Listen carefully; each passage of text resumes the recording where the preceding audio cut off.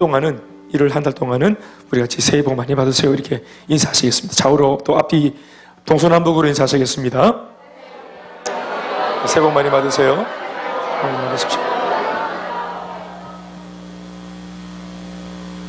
주중에 우리 교회 형제 강진수 형제 아버님께서 또 불의 사고로 하나님께 부름을 받아서 또 별세하셨습니다. 참 우리가 복음을 전하려는 계획도 있고 또 기도도 하고 있는 중에 일어난 사건이라서 더 사실 마음이 아프고 또 어려움이 있지만 또 무엇보다 형제가 잘 이기고 잘 견뎌줘서 감사하고 또 이 일로 인해서 집에 또 모친도 뵙게 되고 또 시집간 누나와 또 매형 또 만나게 되었습니다. 아무튼 우리 주일 저녁에 예배를 마치고 저 가정이 또 시간이 맞다면 가서 또 신방하고 예배를 드리고 또 복음을 전하려고 하는 계획이 있습니다. 우리 진수 형제 가정에 복음이 들어갈 수 있도록 기도해 주시면 감사하겠습니다. 힘내라고 우리 격려에 힘찬 박수 한번 하십시다.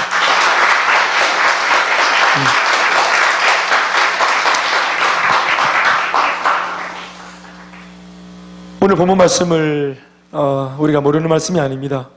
오늘 본문의 말씀은 카메라 앵글이 작은 공간 하나를 그렇게 지금 비추고 있습니다.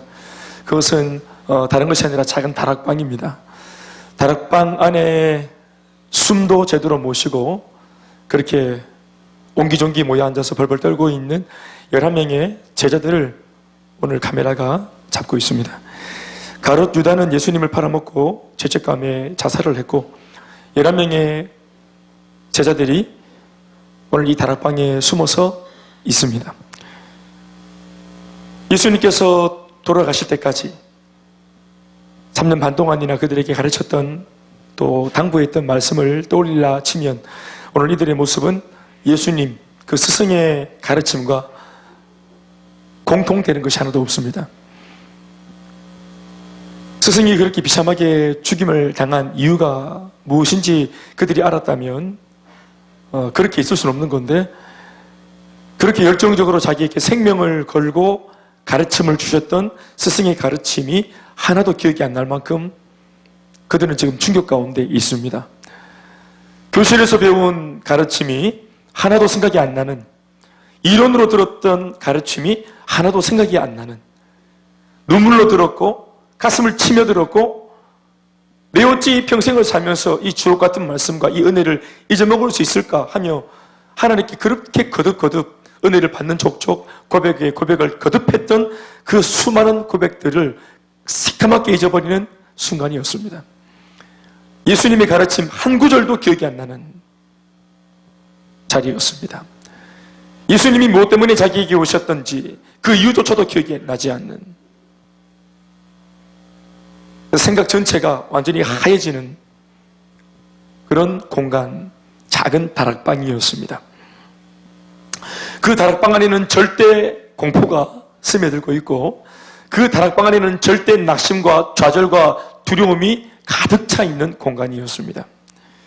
더 나아가 심지어 11명이 함께 웅크리고 앉아있는 그 공간 안에서 좁디 좁은 공간 안에서 서로 얼굴과 얼굴을 대면해서 그냥 이렇게 용신하지 못할 정도로 웅크리고 앉아있는 그 작은 공간 안에서 누구도 입을 열어서 먼저 회개하자, 누구도 먼저 입을 열어서 우리 주님을 떠올리자, 누구도 입을 열어서 누구도 먼저 우리 주님의 주신 사명을 기억하자, 지난날의 은혜를 떠올리자, 이것은 우리가 우리 주님 앞에 보일 모습이 아니지 않는가 하고 말씀으로 거듭 일깨우는 사람이 아무도 없었습니다. 그들은 완전히 두려움에 사로잡혀 있었습니다. 왜냐하면 자신들의 눈동자 앞에서, 물론 그들이 두려워 예수님 돌아가시는 그 발치 앞까지도 못 갔지만 멀찌감치 거리를 두고 숨어서 벌벌 떨며 빼꼼히 눈을 내놓고는 예수님 마지막 돌아가시는 장면을 봤겠죠. 그 예수님의 죽음이 아마 그들에게는 큰 충격으로 각인이 되었을 겁니다. 얼마 전까지 자기와 함께 식사를 했던 예수님, 얼마 전까지 자기들과 함께 같이 동고동락했던 예수님, 천상의 비밀을 알려주시던 예수님, 사랑의 음성으로 자신들의 연약함들을 어루만져 주시던 참 좋으신 그 사랑의 예수님, 그 예수님의 모습을 더 이상 볼 수 없는, 한 번도 볼 수 없었던 비참한 모습, 3년 반 동안 한 번도 볼 수 없었던 가장 아주 험하디 험한 모습으로 예수님이 거의 찢기듯이 돌아가셨습니다. 찢기듯이. 어린 양이라고 우리가 비교하잖아요. 번제물로 드려진 어린 양과 예수님을 비교하잖아요. 여러분, 어린 양을 어떻게 드립니까? 칼로 찔러 죽여서 피를 쏟아가지고 껍데기를 벗겨서 이 짐승을 찢어버립니다. 그냥 짐승을 각을 떠서 이 짐승 형체를 알아볼 수 없도록 이걸 찢어버려서, 그래서 불을 붙여가지고 이 번제물을 올리잖아요. 예수님의 죽음이 그랬단 말이에요. 살갗을 찢어버렸단 말입니다. 피를 쏟았단 말입니다. 그렇게 비참하게 죽어지는 그 자체도 충격이었지만 그분이 예수님이라는 사실이 얼마나 충격이었겠는가 하는 것입니다. 어떤 면에서는 예수님께서 그렇게 돌아가신 걸 보면은 무기력하게 예수님이 이때까지 가르치셨던 그 능력 있는 말씀도, 그 말씀을 가르친 분이 저런 꼴을 당하는 것을 본다면 그런 분이 가르쳤던 내용도 분명히 하자가 있을 거다, 이런 실망을 주지 않았겠는가 싶습니다. 만약 이렇게 위대한 능력의 말씀을 가르친 이 말씀의 능력이 진실하다면 이 능력의 말씀을 가르쳤던 예수님이 왜 자기 자신을 구원하지 못했을까? 왜 이 로마의 이 무력을 뒤집어 엎지 못했을까? 로마 병사들이 혹은 빌라도가 혹은 거짓된 종교 지도자들이 예수님의 죽음 앞에서 했던 말, 네가 너를 구원해봐라, 조롱하며 했던 그 말이 어쩌면 11명의 제자들의 말인지 모릅니다. 예수님 정말입니까? 진짜입니까? 그러나 가장 그들의 마음속에 크게 찾아왔던 공포는 나도 저 예수와 같이 죽을 수 있다 하는 것입니다. 제가 볼 때는 이 사람들은 지금 두 가지 측면에서 두려움을 가지고 있다고 봅니다. 19절 말씀 읽어보시면, 이날 곧 안식 후 첫날, 안식 후 첫날, 안식은 토요일인데요, 안식 후 첫날은 지금으로 말하면 주일을 말합니다. 그러니까 주일 저녁에 제자들이 유대인들을 두려워하여 모인 곳의 문들을 닫았다, 이렇게 말하고 있습니다. 그러니까 작은 다락방에 그들이 모여 앉아가지고 방문을 걸어 잠그고 숨소리도 잘 못 낼 정도로 그렇게 웅크리고 앉아있는 이 비밀스러운 모습이 무엇 때문인가? 두려움 때문이다. 그 두려움은 두 가지다. 첫 번째는 바로 세상을 향한 두려움입니다. 우리 스승 예수를 비참하게, 아주 처참하게 찢어 죽인 저 로마 병정들이 살기가 어려운 눈빛으로 그 이후에 여전히 예수를 믿는 추종 세력들을 찾고 있었습니다. 이참에 기독교를 완전히 그냥 뿌리째 뽑아버리자, 교회를 완전히 그냥 꺾어버리자, 하나님 말씀을 완전히 드러내버리자, 복음을 드러내버리자, 예를 들면 이러한 모습이라 볼 수 있습니다. 왜냐하면 기독교의 창시자 예수님이 엎어졌기 때문에, 복음의 창시자 예수님이 엎어졌기 때문에 이제 다 엎어버리자, 이참에 다 밀어버리자, 이참에 진도를 빼자, 이렇게 마귀가 로마의 배후에서 로마의 군사들을 조종했다 봅니다. 그래서 11명의 남은 이 제자들도 색출에 넣어서 다 죽여버리겠다는 이런 어떤 포부가 그들에게 있었던 겁니다. 그래서 세상이 두려웠던 11명의 제자가 숨었습니다. 여러분들은 살면서 사람이 주는 거를 얼마나 직접 목도해 봤는지 모르겠습니다. 저는 목회자가 되어서 사람의 그 영혼이 빠져나간 시신을 볼 기회가 많았습니다. 소위 사람이 시신을 저는 많이 보았습니다. 만져보기도 했고. 그런데 신앙을 가지고서는 뭐 그런 것들이 두려움이 있을 수는 없겠죠.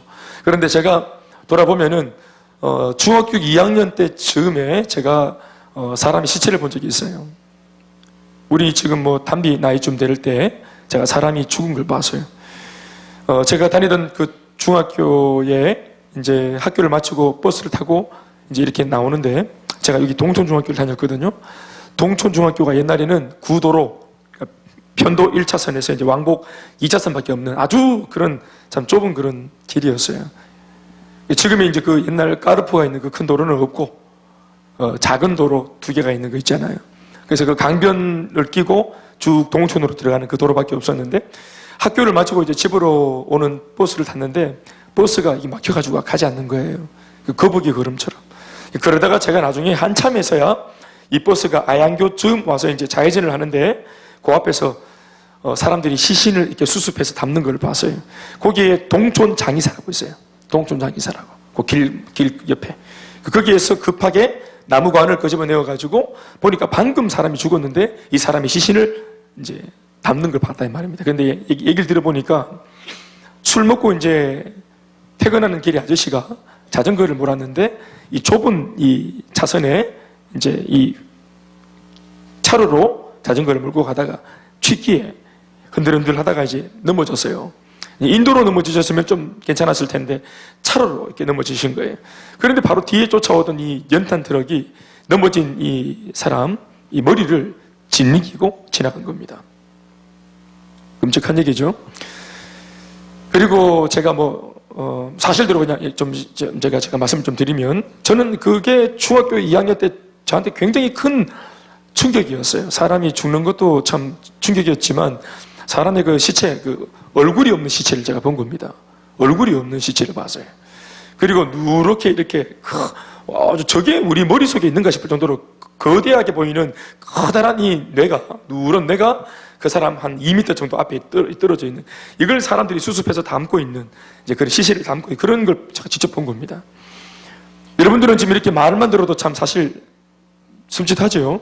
저는 중학교 2학년 때 제가 버스 바로 그 앉은 자리 위에서 이렇게 바로 본 겁니다. 그 장면을. 제 기억에 밥을 못 먹었어요. 한 3일을 밥을 못 먹고 잠을 자면은 막 두렵고, 사람이라는 게 어디서 와서 어디로 가는가? 이렇게 쉽게 죽어질 수 있는 것인가? 나도 저 모습이 내 모습이 아니겠는가? 중학교 2학년 때도 그 모습이 얼마나 큰 충격이었는지 몰라요. 나도 저럴 수 있다는 게, 이게 이신전신 말입니다. 저게 내 끼다. 내 마음이 저 마음이고 저 마음이 내 마음이다. 내 모습이 저 모습이고 저 모습이 내 모습이다. 인간이 모두가 다 동병상련이다. 이러한 것들이 제게 딱 메시지로 다가오면서 어린 제 마음속에 두려움을 줬던 겁니다. 저는 실제로 밤마다 악몽을 꿨고 그게 굉장히 두려웠던 며칠이었던 게 기억이 납니다. 여러분, 11명의 제자가 예수님이 그러한 모양으로 죽어지는 것을 본 겁니다. 예수님의 죽음은 베드로의 죽음이에요. 예수님의 죽음이 예수를 믿는 바람에 앞으로 내가 겪게 될 나의 운명이라고 볼 때 그 죽음이 곧 안드레 자신의 죽음입니다. 예수님의 그 십자가 위에서의 비참한 처형의 그 모습이 바로 야고보의 모습이고 또 요한의 모습이고 11명 제자들 모두의 모습, 자기들의 모습인 겁니다. 로마가 그럴 수 있는 겁니다. 세상 모든 사람들이 이전에는 예수를 환호했지만 지금은 세상이 천지가 개벽해서 뒤집어졌어요. 모두가 다 성난 폭도가 되었어요. 이제 더 이상 예수님의 기적을 볼 수 없고 기적을 보여준다 그래서 파수칠 사람 없습니다. 무엇 때문인지 모르겠지만 뭔가 눈이 뒤집어져서 예수의 예자만 붙들고 있는 사람일지라도 다 죽여버리겠다는 이런 입장의 로마 병정들이 지금도 눈에 그냥 막 이 살기가 등등해서 11명의 제자를 지금 찾고 있는 겁니다. 그러니까 얼마나 이게 두렵겠습니까? 그래서 문을 닫았습니다.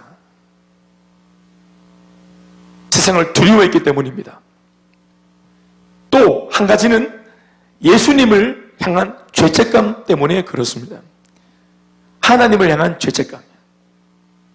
가룟 유다는 적극적으로 예수님을 팔아먹었지만 베드로는 여러분 못지않은 죄를 지었습니다. 우리가 그게 무슨 죄인지 다 압니다. 아주 적극적으로 예수를 부인했습니다. 사람들 앞에서.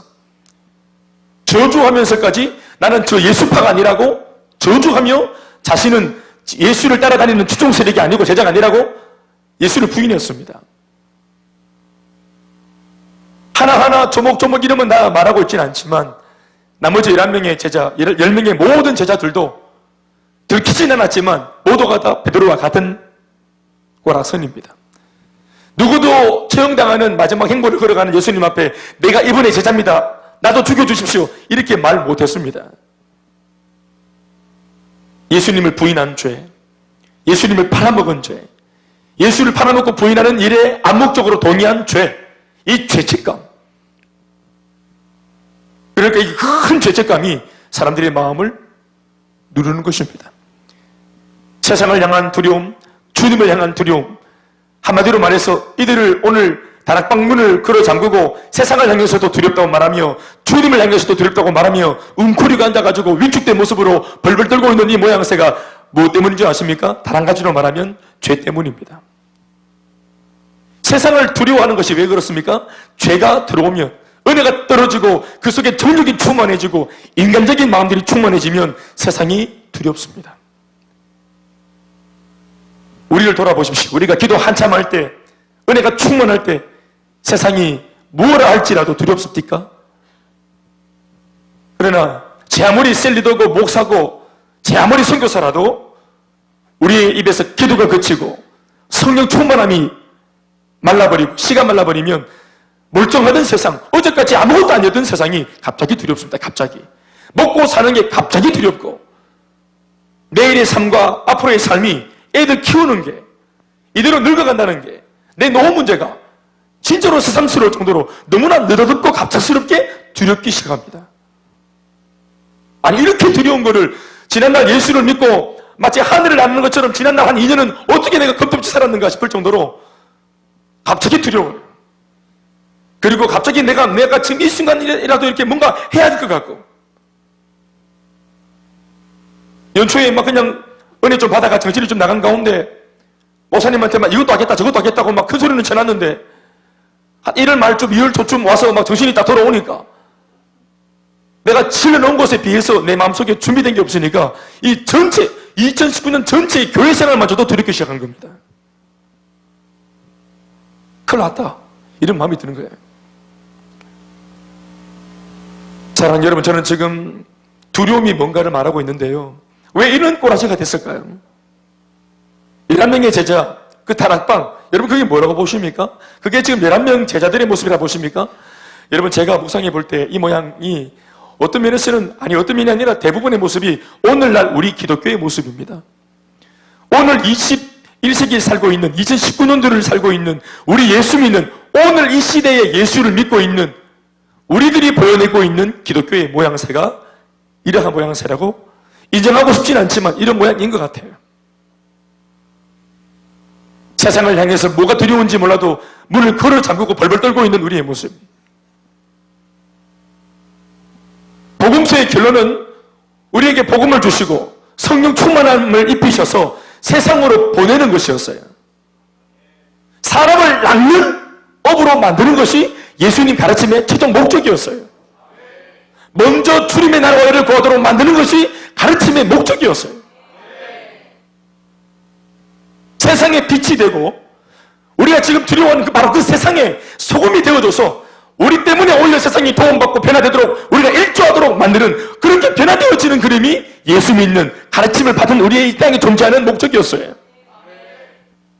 그런데 오늘 예수님의 목적과 가르침의 목적과 이 땅에 오신 목적과 우리에게 믿음을 주신 목적과 완전히 상반되게 우리는 이 세상에 무언가를 일조하거나 돕고자 하기보다는 세상을 향해서 두려워하고 문을 완전히 걸어 잠궜어요.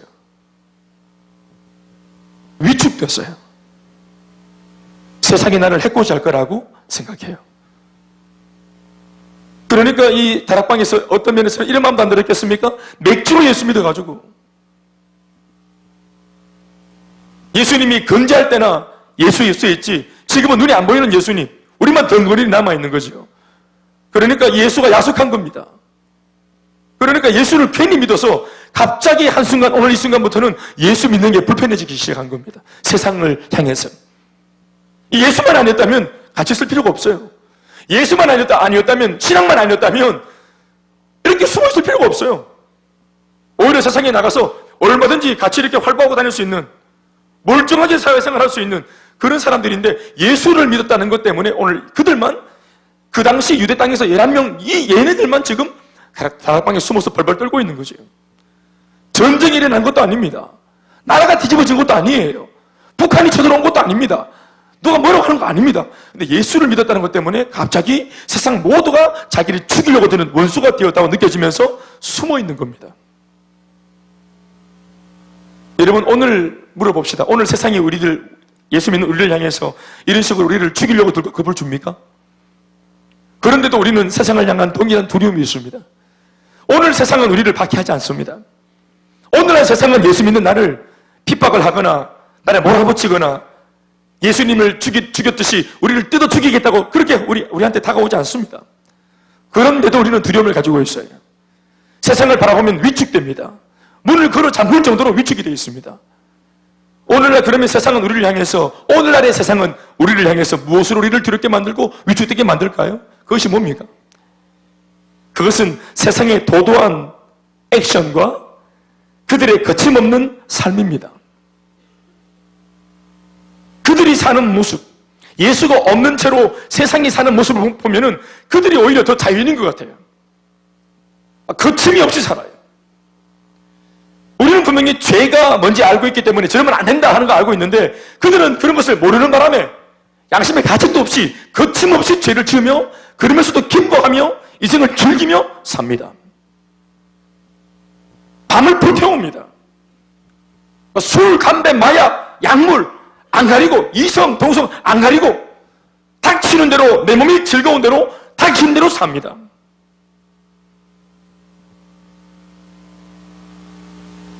그들이 죄를 짓고 죄에 대한 기준이 없고 인식도 없으면서 막 사는 모습, 그들의 인생을 즐기는 모습이 오늘 우리를 향한 일종의 핍박과 박해입니다. 왜냐하면 우리가 그 모습 볼 때 위축이 됩니다. 내가 믿는 예수가 얼마나 초라해지고 한순간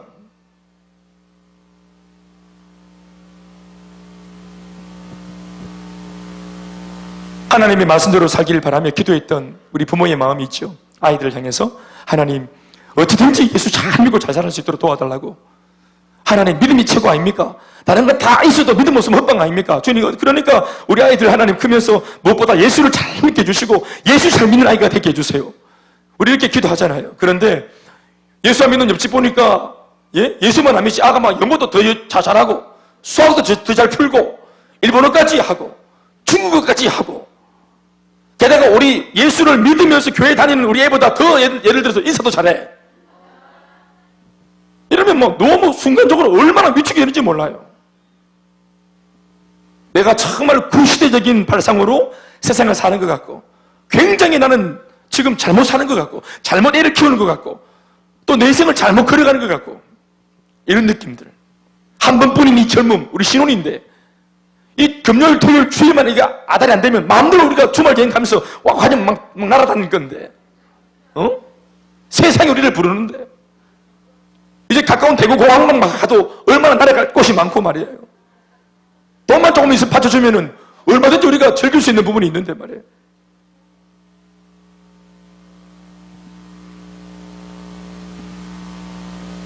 이런 거대한 세상에 그리고 세속의 물결들이 이게 옳다, 이렇게 사는 것이 옳습니다 하고 온 매스컴이 다 말을 하고 있습니다.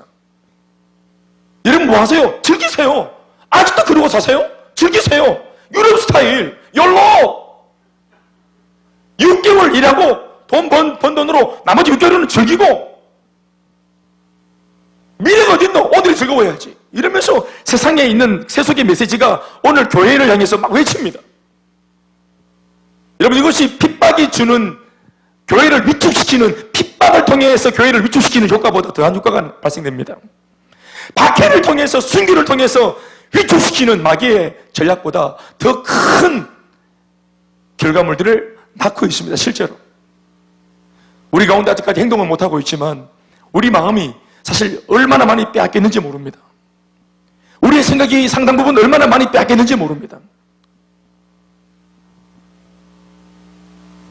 그렇다고 세상으로 막 뛰어들어갈 수는 없고, 그러나 세상을 바라보면 너무 잘났고 이러니까 막 위축이 되는 거예요. 우리가 뭐 여기서도 나름대로 이렇게 패셔니스타고 나름대로 잘 입고 잘 우리 딱 보면 딱 폼이 나고 다 괜찮은데 명도 한복판에 딱 떨어지면은 동서노에서는 제일 잘 나가는 옷인데도 누가 뭐라 안 했는데도 촌발 날리는 거 있잖아요. 대구에서는 최고의 화장인데 강남에 딱 가면 바로 막 촌발 날리는 거 있잖아요. 누가 뭘 안 해도.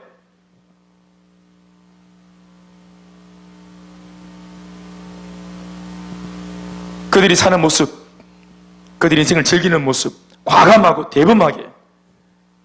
그러면서도 그들의 얼굴에 오히려 우리보다 더 웃음이 많고, 정말 헷갈리는 겁니다. 오늘 제가 종전의 말씀을 전하려고 했던 시편 73편에 있는 내용이 전체 100%로 볼 때 그 말씀 한 50% 전반부에 있는 말씀이 바로 아삽이라는 시인이 세상을 바라보면서 아삽의 그 고대 시대, 그 아삽이라는 사람이 그 고대 시대에도 하나님을 믿는 믿음으로 세상을 바라봤더니, 세상을 견조봤더니 예수 믿는 내가 더 낫다, 하나님을 믿는 내가 더 낫다, 이렇게 안 보이고, 그 고대 시대에도 하나님을 믿고 말씀대로 살려고 몸부림치는 이 아삽이라는 사람이 하나님을 믿지 않는 사람들을 보니까 그 사람들이 더 좋아 보였던 이런 이상한 착각들, 아주 위험한 착각들, 이런 것에 마음이 빼앗겼던, 자신 스스로가 자기를 고발하는 내용을 들을 수 있어요. 한번 들어보실까요? 1절부터 한 16절까지 되는데 한번 읽어보시죠, 같이. 시작. 하나님이 참으로 나는 거의 넘어질 뻔했고 나의 걸음이 미끄러질 뻔했다.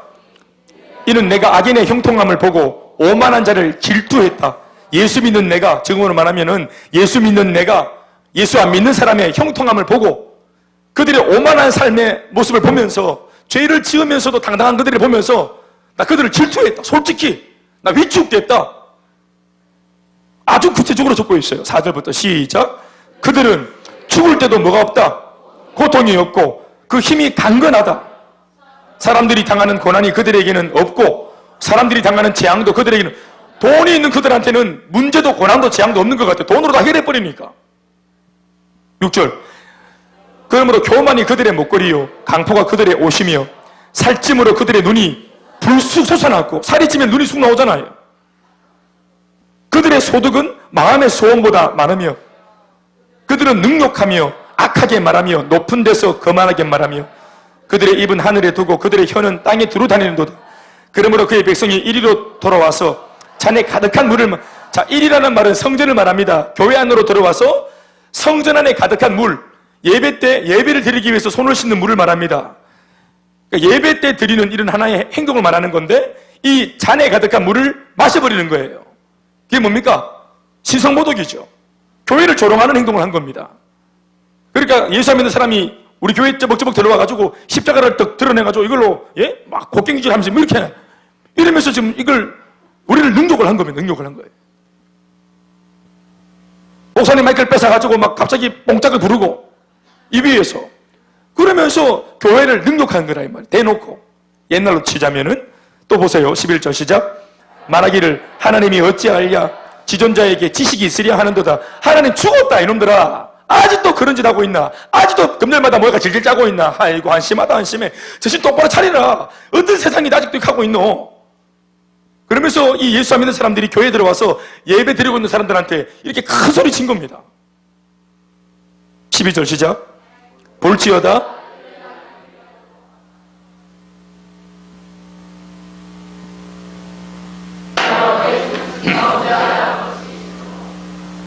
나는 종일 재난을 당하며 내가 만일 스스로 이르기를 내가 그들처럼 말하리라 하였더라면 나는 주의 아들들의 세대에 대하여 악행을 행하였으리라. 내가 어쩌면 이를 알까 하여 생각한즉 그것이 내게 뭐하다? 심한 고통이 되었다. 이렇게 말하잖아요. 심한 고통이 되었다고 말하는 거예요. 풀리지 않는 수수께끼를. 분명히 말씀은 예수 믿는 사람이 보겠다 했고 생명을 주시되 풍성히 주시는 은혜가 우리한테 있다고 말씀하셨는데 실제로 세상을 바라보니까 세상 사람들이 예수 없이 더 잘 산다 이 말이에요. 그러니까 세상을 향해서 자신감이 없고 문을 닫게 되고 그들이 우리를 옛날처럼 저 죽이겠다고 핍박을 하면서 달려오는 것은 아니지만 우리는 세상을 향해서 움츠려져 있어요.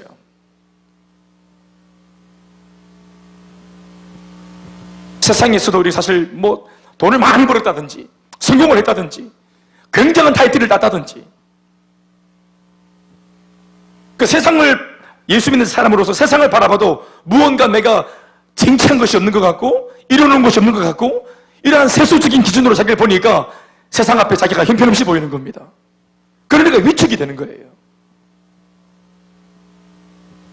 여러분 그런 면에서 오늘 11명의 제자들이 자기를 죽일 것처럼 덤벼드는 로마가 두려워서 숨어있는 모습이나 오늘 이러한 면에서 세상 앞에 위축되어서 세상 앞에 당당하게 나는 예수 믿는 사람이라고 말하지 못하는 우리의 위축되어진 이 모습이 별반 다를 것이 없다고 저는 봅니다.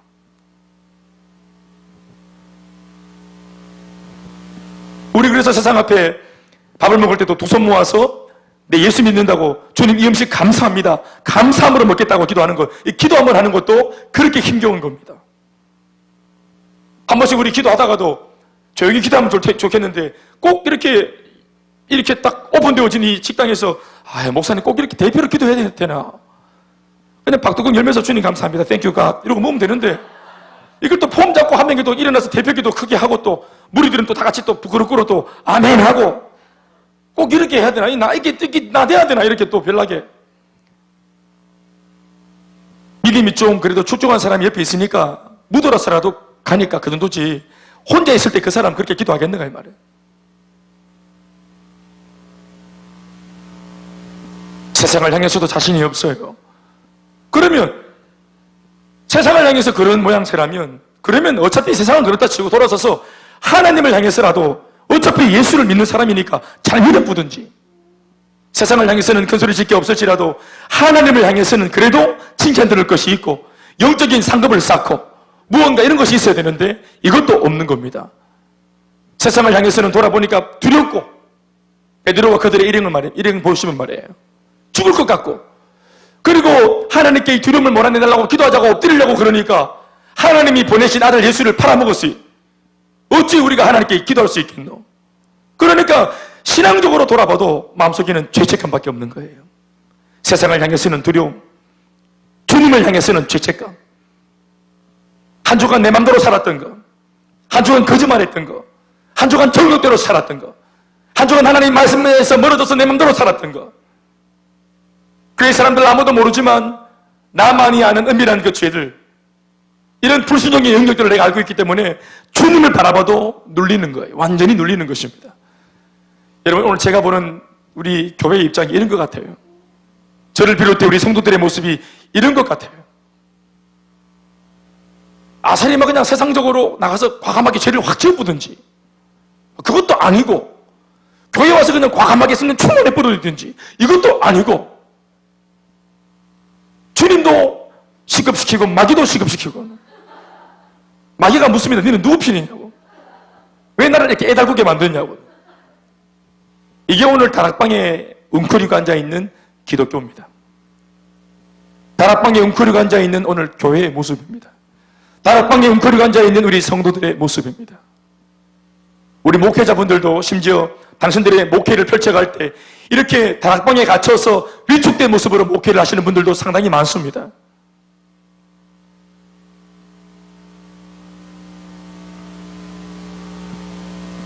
오늘 여러분들은 이들에게 뭐가 필요한 것 같습니까?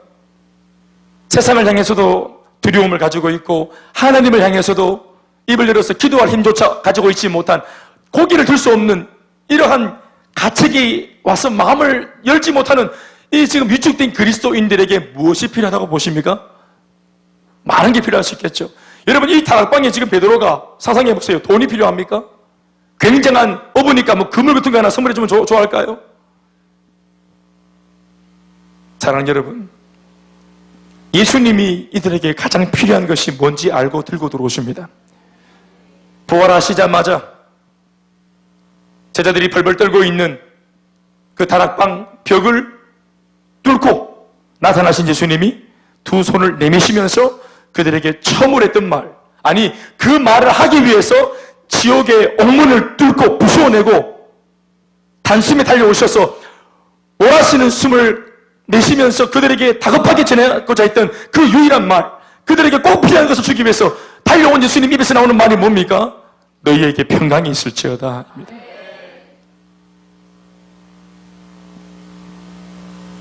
마음의 평강을 잃지 마라. 돈이나 명예나 권력이나 이런 것들도 주면은 참 좋은 선물일 수 있는데 적어도 예수님이 보시는 그날 그 순간 제자들한테 꼭 필요했던 것은 그 어떤 것보다도 평강이었던 모양입니다.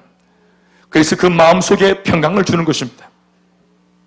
외부에 있는 조건부 평강이 아니라 예수님 직접 그들 속에 들어와서 그들 내면에 장착시켜 주시는, 이식시켜서 심어주시는 평강, 그들 속에서 샘솟는 평강, 그 평강을 그들에게 심어주고 있는 겁니다. 어떤 면에서는 다락방에 이렇게 세상도 두렵고 주님도 두렵고 뭔가 벌거벗은 듯한 모습으로 숨어있는 이 모양의 베드로와 요한과 이 제자들의 모습이 어떤 면에서는 가장 내추럴한 모습이 아닌가 생각합니다. 어떤 것으로도 꾸미지 않은 것. 맞습니다, 여러분. 이것이 본연의 인간의 모습입니다. 세상에서도 잘난 게 없고 하나님 앞에서도 잘난 게 없는, 오갈 데가 없는 모습. 이게 인간의 본연의 모습입니다. 이러한 인간이 좋은 옷을 걸쳐봤댔죠. 이 다락방에 숨어있는 이들이 좋은 차를 타고 있어 봤댔죠. 바깥에 있는 그 무엇으로 자기를 꾸미는 것이 중요한 게 아니라 심년에서 뿜어져 나오는 평강이 필요한 것입니다. 인간의 참 행복, 그 마음속의 행복감은 하나님이 주시는 평안이 그 마음속에 장착되면서 그 사람의 인생이 정상적으로 잘 뿌리를 내리고 만들어져 가는 것입니다. 우리에게 평강이 필요합니다. 평강이 필요합니다. 예수님이 직접 손으로 심어주시는 평강이 필요합니다. 여러분, 이 평강이라고 하는 것은 여러분 단순한 감정의 하나를 말하는 게 아니에요. 감상에 젖은 기분, 느낌, 이런 상태의 주상적인 평강이 아닙니다. 여러분, 예수님이 오늘 들고 오신 평강은 피가 묻어있는, 피가 뚝뚝뚝 떨어지는 평강입니다. 여러분, 이 평강을 어디서 들고 오셨습니까? 예수님이 지옥까지 내려가셔서 전쟁을 끝내고 마귀의 머리를 쪼개고, 아멘이십니까? 피투성이가 된 채로 치열한 전쟁을 치르고 온 몸이 만신창이가 되어진 채로, 그러나 죽지 않고 생명으로 일어나신 예수님이 오늘 마귀를 이기고 전쟁에서 승리해서 들고 온 평강입니다. 전쟁터에서 화약 냄새를 펄펄 풍기면서 들고 온 평강입니다. 아멘, 아멘. 우리 요즘에는 온라인으로 그 남편들의 월급이 그렇게 들어오니까 그런 맛이 없지만, 이전에 우리 어른들 시대에는 노란 봉투, 저도 옛날 전도사 시절에 노란 봉투로 제가 사례비를 받았더랬어요. 노란 봉투. 이 노란 봉투를 들고 들어와서 여보하고 딱 내놓을 때, 노란 봉투, 월급 봉투 딱 내놓을 때, 이게 월급 봉투가 그냥 돈 봉투입니까? 이게 돈 봉투입니까? 거기에 내 남편 한 달 동안에 땀이 들어있고, 내 남편 한 달 동안에 눈물이 들어있고, 내 남편 한 달 동안에 그 애환이 들어있고, 그런 거, 여러분 왜 아멘이 안 됩니까? 그런 거, 그렇군요. 알겠습니다. 원리를 말하죠, 원리를. 뭔 말인지 아시겠죠? 여러분, 그것은 그냥 월급 봉투가 아니잖아요. 우리 아이들이, 상반기에 중간고사, 기말고사, 하반기에 중간고사, 기말고사, 성적표, 그걸 들고 와서 딱 내놓을 때, 엄마 하고 내놓을 때, 그게 점수가 아닙니다. 그게 숫자가 아니라고요. 비록 여러분들 마음에 안 들지라도, 거기에 우리 아이들의 눈물과 애환이 담겨 있어요. 20점. 거기에 눈물과 애환이 담겨 있어요.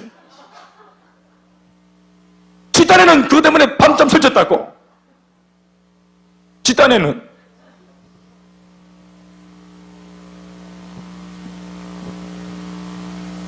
우리 남편들 하루 종일 그 밖에서 물론 딱 들어올 때 집이 그냥 아무것도 아닌 것처럼 그냥 그대로 있는 것처럼 보이지만, 그 그대로 그 유지하는 것이 그 아내들의 수고와 땀이 들어가는 겁니다. 표가 안 나는 거예요, 원래. 사람들이 하는 그 집에서 일들이. 거기에 눈물과 땀과 애만이 들어있는 거 아니겠습니까? 이제 아멘이 살아났네요. 사랑하는 여러분, 피가 뚝뚝뚝 떨어지는 평강입니다. 숨을 막 몰아쉬시면서 예수님이 저 멀리서부터 달려오신 겁니다. 11명의 제자들한테 이거 주시려고 헉헉거리면서, 나 믿는 바람에 오락나가고 있고, 나 믿는 바람에 수치와 모멸을 당하고 있는 11명의 제자, 자칫하면 신앙을 포기해버릴까, 접어버릴까, 이렇게 지금 갈등하고 있는 제자들에게 예수님 저 멀리서부터 이 피가 묻어있는 평강을 들고 숨차게 달려오셔서 그들에게 헉헉거리면서 내놓으시면서, 여기에 너희들의 평강이 있다고 말씀하시는 것입니다. 아멘, 아멘. 평강은 여러분 승리의 결과물입니다. 예수님 이 평강을 우리한테 주어주시려고 십자가의 모진 고난을 당하시고 죽기까지 충성하셔서, 그래서 얻어낸 십자가의 결과물이 뭐냐? 바로 평강입니다. 아멘, 아멘. 평강은 그래서 능력입니다. 사탄이 쏘아대는 불화살을 다 막아낼 수 있는 능력의 평강입니다. 세상에 주는 두려움이 있습니까? 이 평강을 붙잡으면 세상이 주는 두려움과 공포가 물러갑니다. 다 같이 아멘 하십시다. 평강입니다, 여러분. 염려, 걱정, 근심을 몰아내고, 나도 모르게 생각 속으로 비집고 들어오는 인생을 향한 두려움과 공포를 한순간 절벽 방어해서 몰아낼 수 있는 강력한 무기, 예수 그리스도의 피가 묻어있는 평강인 줄 믿습니다. 평강이.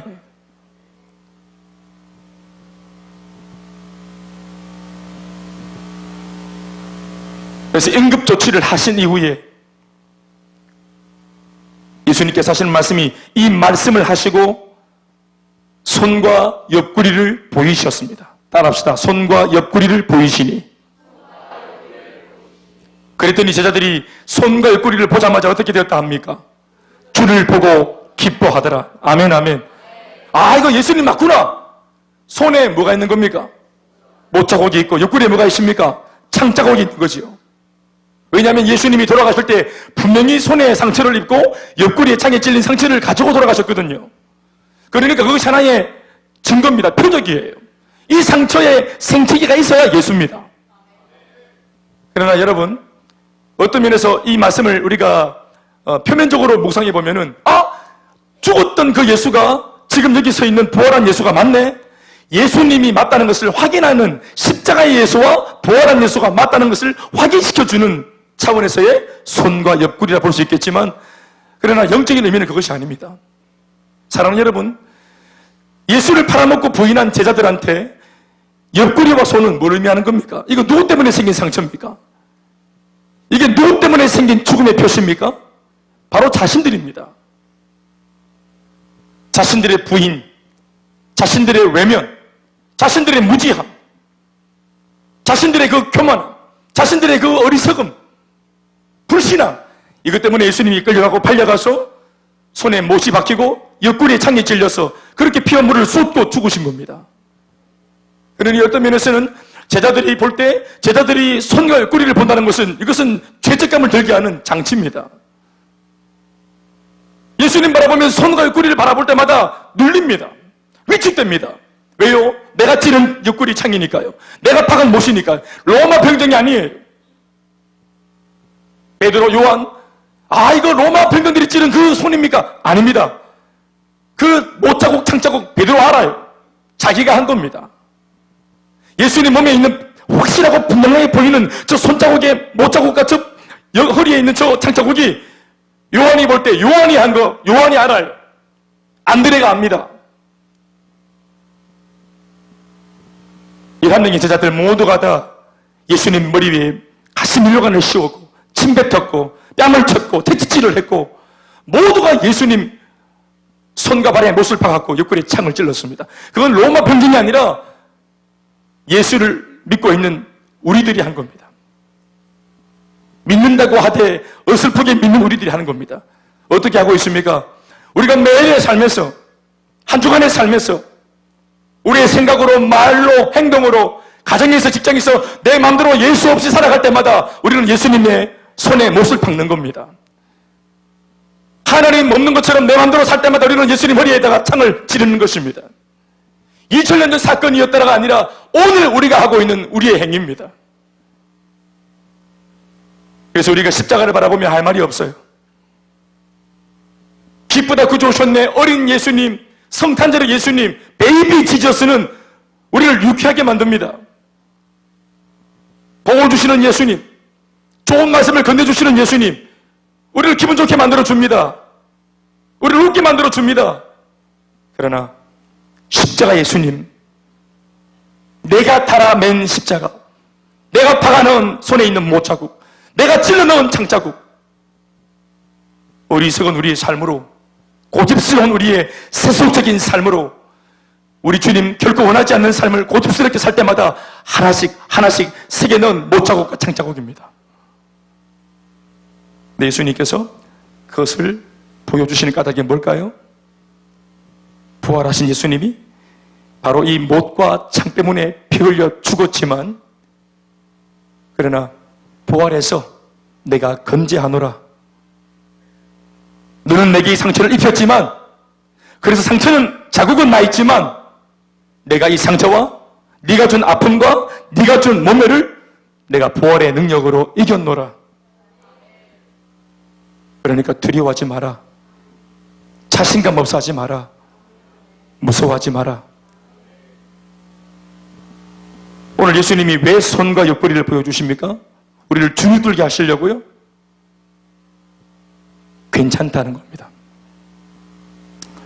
손과 옆구리, 네가 박아 넣은 거 맞지만 괜찮다는 것입니다. 그걸 보여주시는 이유가 뭐냐? 괜찮다는 것을 우리에게 각인시켜 주시는 것입니다. 아멘이십니까? 그러나 여러분, 이거를 우리가 용서를 받되 보기는 봐야 됩니다. 혹자들은 뭐 예수님 뒤끝이 있어서 그렇다 이렇게 하실 수 있는데, 용서하시더라도 우리가 한 짓을 보여주십니다. 이건 네가 박아 넣은 거 맞고, 이건 네가 찌른 거 맞다. 맞아, 네가 한 거 맞아. 그런데 괜찮아. 여러분, 이게 뭡니까? 하나님께서 원하시는 것이 뭐냐? 주님이 우리한테 바라시는 죄에 대한 우리의 태도가 뭐냐 하면, 죄의식은 가지되 죄책감은 버려야 하는 것입니다. 이미 예수님이 오실 때 용서하러 오신 겁니다. 우리의 부족과 우리의 무기력함과 우리의 그 미숙함을 용서하시려고 오신 겁니다, 지금. 아멘. 제가 그 예전에 봤던 영화가 하나 있어요. 수혜라는 영화, 배우가 찍었던 영화입니다. 그 영화 참 잊지 못하는 영화입니다. 그 아버지가 서울 뚝배기 짜샤 하셨던 그분 누굽니까? 주현 씨. 예, 주현 씨가 아버지로 나오는, 아마 그 영화 제목이 아버지인가 뭐 아빠인가 뭐 그런 것 같아요. 오래전에 제가 청년 때 봤던 영화인데, 제 참을 진짜 하여튼 많이 울었던 영화 중에 한 영화입니다. 그 영화가. 가난하게 자란 이 여자아이가 착해요. 착한데 성공할 수 있는 좋은 기회가 생겨가지고 자신의 야망을 따라서 뭔가 좀 이렇게 꿈을 펼쳐보려고 애를 쓰는데, 아버지가 걸림돌이 되는 겁니다. 아버지가 남루하고 앞을 잘 못 보는, 제가 기억하기에 한쪽 눈이 실명했어요. 아버지 한쪽 눈이 안 보이고 나머지 한쪽 눈도 점점점 눈이 안 보여가니까 움직이는 것도 남루하고 뭔가 어설프고 이러니까, 이런 아버지, 가난하고 좀 정상적으로 안 보이는 아버지가 자기 아버지인 것이 이게 들키는 게 부끄러운 거지요. 그래서 아버지를 부끄러워합니다, 이 딸이. 아버지가 여러분 그런 가운데서도 정말 몸바쳐서 딸을 키운 거예요. 딸을 공주처럼 키웠어요. 딸 하나 바라보고. 그런데 아버지 딴에는 딸을 위한다고 하는 행동과 액션을 하면 할수록 딸이 뭔가 손해를 보는, 딸이 모함해지는 일이 자꾸 생기니까 이 딸이 아버지를 밀어내고 모른 척하고 외면합니다. 나중에는 막 화를 내요. 아빠가 나한테 준 게 뭐가 있냐고 화를 막 냅니다. 아빠는 왜 눈을 못 보는 이런 장애를 입어가지고 나한테 이렇게 하냐고 막 화를 내요. 아버지가 눈이 안 보이는 게 아버지 뭐 잘못입니까? 화를 내는 거예요, 딸이. 다 큰 딸애가. 근데 옆집 아줌마가 어린 시절부터 다 봐왔기 때문에 이 여자애한테 해주는 말이 있어요. 네가 4살 때 아버지가 너를 얼마나 예뻐했는데, 네가 4살 때 가위 가지고 이렇게 놀다가 주무시고 계신 아버지 곁에서 네가 놀다가 엎어져서 가위로 아버지 눈을 네가 찔렀다는 거예요. 아버지 눈 실명된 거 그것이 네 때문이라는 거예요. 그 아이가 그걸 뒤늦게 들었어요. 평생 아버지 눈 안 보이는 아버지의 그 눈이 부끄러웠거든요, 이 아이는. 그런데 그 눈이 자기가 찔러넣은 거예요. 근데 아버지가 항상 밝은 웃음을 지으면서 괜찮다 했단 말이에요. 여러분, 제가 예수를 믿으면서 항상 십자가를 떠올릴 때마다, 손에 있는 못자국, 옆구리 장자국을 떠올릴 때마다 저는 그 영화가 오버랩이 그렇게 되는 거 있죠. 2000년 전 제가 예수님을 본 적은 없지만, 그래서 그런 영화들이 제게 아마 뭔가 이렇게 좀 오버랩이 되어서 그런 어떤 느낌이 오는 것 같아요. 왜냐하면 딱 그 영화가 그 말을 하고 있는 겁니다. 옆구리와 손, 왜 내한테 죄책감을 주냐고. 목사님 말씀을 좀 은혜로운 말씀을 주시지, 우리를 좀 격려하는 말씀을 좀 주면 좋을 텐데 왜 그렇게 말씀을 통해서 나를 찌르고, 왜 나를 주눅들게 만들고, 왜 내 죄를 건드리고. 강남에서 제발 좀 죄 얘기 좀 안 했으면 좋겠다고. 목사님 또 우리가 아닌 말로 세상에서 죄 안 짓고 어떻게 사냐고. 살다 보면 예수님 나도 모르게 손 좀 찌를 수 있고, 살다 보면 나도 모르게 예수님 옆구리 좀 찌를 수 있는 거지. 예수님 그것도 이해 못하나? 반면에 내가 또 잘하는 것도 있잖아. 그러니까 그분은 나와 다른 예수님이지. 그것도 하나 이해 못하나? 손과 옆구리를 볼 때마다 우리가 하도 눌리니까 제발 손과 옆구리 좀 보이지 말라고, 십자가 좀 그만 좀 들이대라고.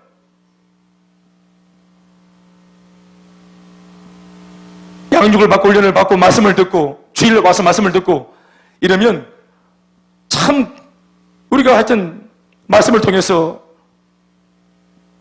아마 적어도 한두 번 이상은 1시간 설교를 들으면서 찔림을 받지 않습니까?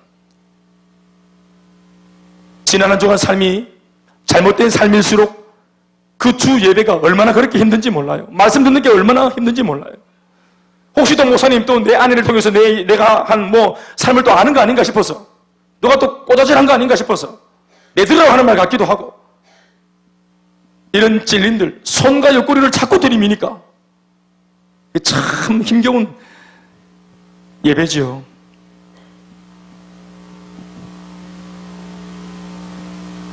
세상은 기독교를 향해서 제발 좀 독단적인 얘기하지 말고, 너무 죄죄 그러지 말고, 너무 사람들 기죽이지 말고 좀 친구가 돼달라고 그 진중권 교수가 그렇게 말합니다. 자기는 그래서 기독교가 싫대요. 목사님들 천지 모르고 하는 그 설교가 아주 진절머리 난대요.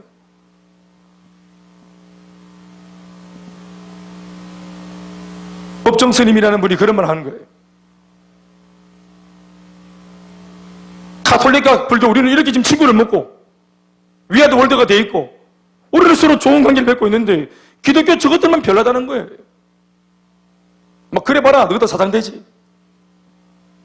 기독교는 너무 독단적이다 이 말이에요. 남을 향해서 죄를 지적하니까 마치 자기들은 잘난 것처럼 그렇게 보이나 봐요. 사랑하는 여러분, 예수님이 손과 옆구리를 보이시는 까닭은 우리를 해코지하고자 하는 의도가 아니에요. 우리의 죄를 들추어내는 주님의 의도가 죽이려고 하는 게 아니에요. 같은 칼을 들고 있지만 강도가 들고 있는 손에 들려있는 칼과 칼의 용도와 수술하는 집도의의 손에 들려있는 그 메스의 용도가 다른 것입니다. 칼을 들고 있는 모습이지만 칼을 쓰려고 하는 용도가 다르고 목적이 달라요. 예수님이 오늘 굳이 손과 옆구리를 보이시는 까닭은 용서하려고 하는 거예요. 그리고 죄가 이게 죄라는 걸 알아먹고 죄 인식을 하면서 두 번 다시는 같은 죄를 짓지 말라고, 이게 죄라는 것을, 너 이렇게 하면 내가 아프다는 것을 말씀해 주시는 겁니다. 아멘, 아멘. 그렇게 하면 주님이 아프세요. 여러분, 그렇게 하면 주님이 힘들어하세요. 주님이 슬퍼하세요. 그거 죄입니다. 그걸 오늘 교회가 말을 해줘야 되는 거예요. 그래서 죄의식은 가지고 있되 죄책감은 용서받은 은혜 속에서 이 죄책감을 내려놓을 수 있는 그런 우리가 되어야 하는 것입니다. 오늘 이러한 두 가지 모습이 회복되어 있지 않고 있으니까 세상을 향해서도 위축되어서 문 닫고 있고, 주님을 향해서도 위축되어서 문 닫고 있고, 어느 쪽으로도 자신감이 없는 이상한 기독교가 되어 있어요. 이상한 성도들이 되어 있어요. 교회에서 우리 아군 아닙니까? 목사와 성도들이 보면은 서로 우리가 이상할 게 뭐가 있어요?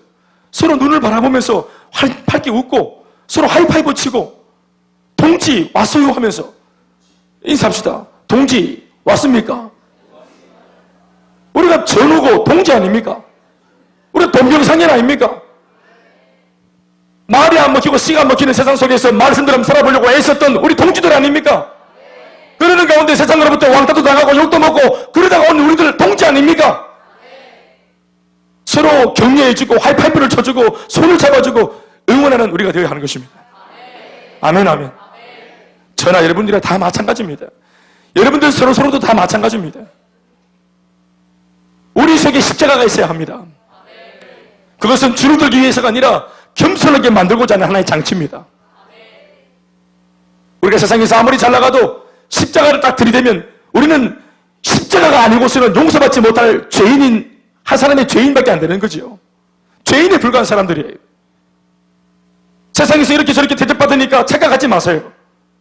십자가가 아니면 용서받지 못해서 영원히 지옥불에 떨어질 수밖에 없는 죄인에 불과한 우리들입니다.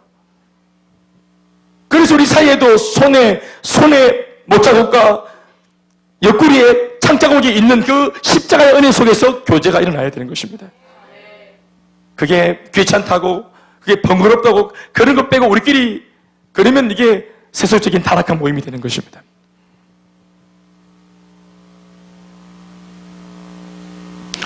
사랑하는 여러분, 오늘 여러분들이 만들어 놓은 다락방에 갇혀있지 않습니까? 아니요. 갇혀있다기보다는 스스로 들어가 계시지 않습니까?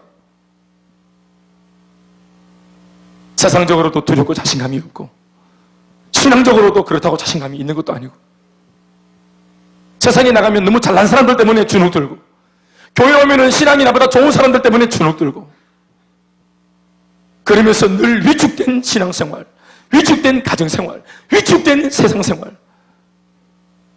우리 예수님이 우리를 위해서 죽으신 까닭은 이 모든 것을 역전시켜서 세상이나 가정이나 직장이나 학교에나 교회나 우리가 어디에 몸을 담았든지 오히려 우리가 꾸어주고 돌봐주고 살리는 사람이 될지언정 눌리거나 위축되지 말라고 우리를 세우신 줄 믿습니다.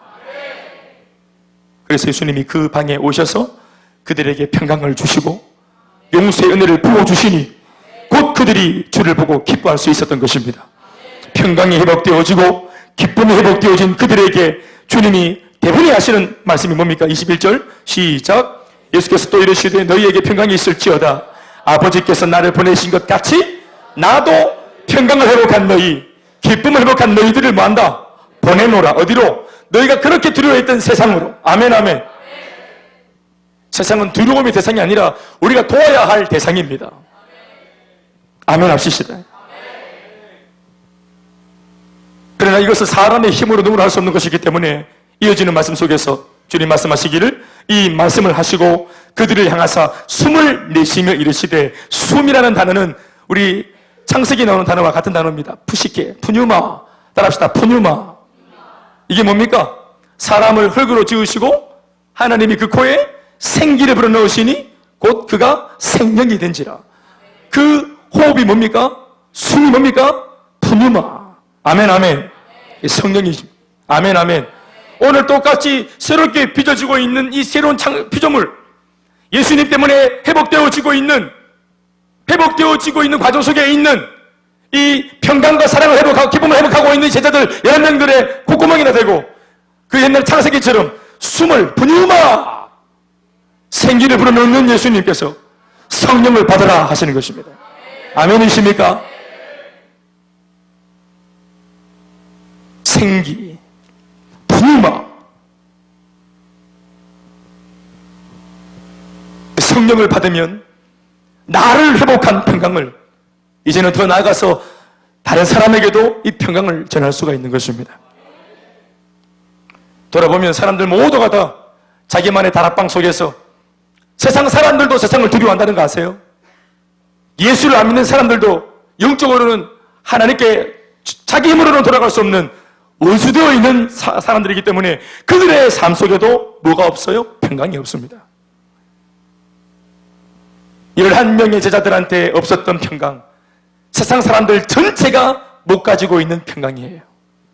오늘 예수님께서 그래서 먼저 예수가 주시는 평강을 회복한 너희들이 이 평강이 없어서 여전히 기세 등등해 보이지만 사실은 영원한 공포와 절대적인 두려움 속에 빠져있는 수많은 사람들한테 찾아가서 너희들이 받은 이 평강을 전하고 살아라 하시면서 성령을 쥐어주시면서 그들에게 세상을 향해 나갈 수 있는 근거를 만들어 주시는 것입니다.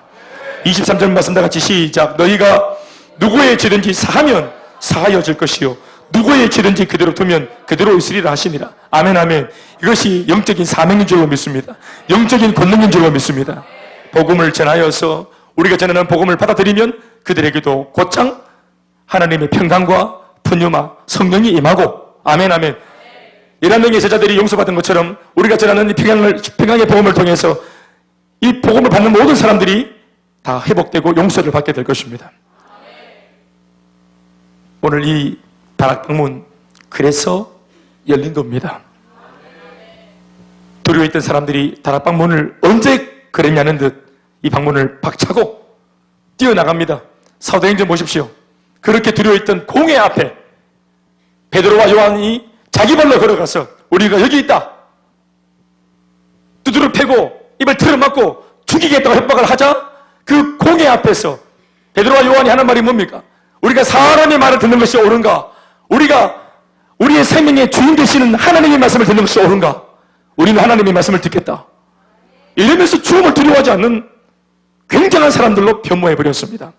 왜 그렇습니까? 죄 용서받고 평강을 회복하고 용서를 받고 성령을 충만하게 받으니까 두려웠던 세상이 내가 살려야 될 세상으로 이제부터는 제대로 인식이 된 겁니다. 말씀을 맺겠습니다.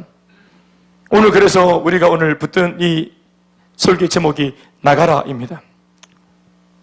기독교는 영적인 생리 현상 자체로 나가야 됩니다. 생리적인 원리 자체가 나가는 겁니다. 기독교는. 아멘 아멘. 뭐 오라 이런 게 아닙니다. 우리가 가겠다 이렇게. 아멘 아멘.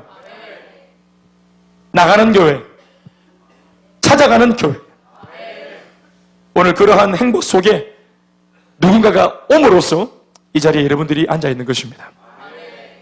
그 누군가들이 여러분들에게 그 복음을 들고 평강의 복음을 들고 왔던 그분들이 바로 이러한 말씀에 은혜 받고 감동받고 훈련받고 그리고 자신의 목사님 저는 예수 믿어도 이렇게만 믿을 거예요. 나름대로 자기가 한계를 딱 그어놓고 자기가 들어앉아서 적당히 예수 믿으면서 살려고 만들었던 그 자기가 직접 만들었던 그 작은 평수의 주거지. 안 불편한 기라. 나 혼자 산다. 자고 묵고 싸고 여기서 다 되는 기라. 혼자 또 큐팅하고 기도하고 예배 드리고. 나 혼자 사는 기독교 아닙니다. 나 혼자 사는 교회 아니고 나 혼자 사는 복음이 아니에요. 나가야 합니다. 혹시 여러분들 스스로가 나는 여기까지라고 선을 끊어놓은 거 있습니까? 인생의 주인 되신 주님이 우리의 인생을 책정하고 그분이 한계를 정하는 것이지 내 인생이 내 것도 아닌데 우리가 얻어서 쓰는 입장에서 내 인생을 내 것인 것처럼 우리가 선을 끌 수 없는 것입니다. 하나님은 하나님이시기 때문에 우리를 향해서 얼마든지 명령할 수 있고 우리를 향해서 얼마든지 보낼 수 있고 얼마든지 우리의 인생을 새롭게 들어 쓰실 수 있는 분이십니다. 2019년도 이 1월달 우리 첫 달을 놓고 1년 전체를 우리가 생각하고 계획을 할 때에 이 사실을 우리가 명심했으면 좋겠습니다. 나오십시오. 한계선상 바깥으로 나오십시오. 기도해서 나오십시오. 그곳에 주님이 계십니다. 이제까지 한 번도 만나보지 못했던 예수님이 한 번도 경험하지 못한 바로 그 사역 너머에 계십니다. 기도로 돌파하면 거기에 주님이 이제껏 평생 예수를 믿었다 할지라도 수십 년 예수를 믿었다 할지라도 한 번도 뵙지 못한 예수님이 거기에 계십니다. 오늘 그런 주님을 만나는 2019년도 꽉 찬 한 해가 되길 예수님의 이름으로 축복하며 기도합니다. 박수 하시겠습니다.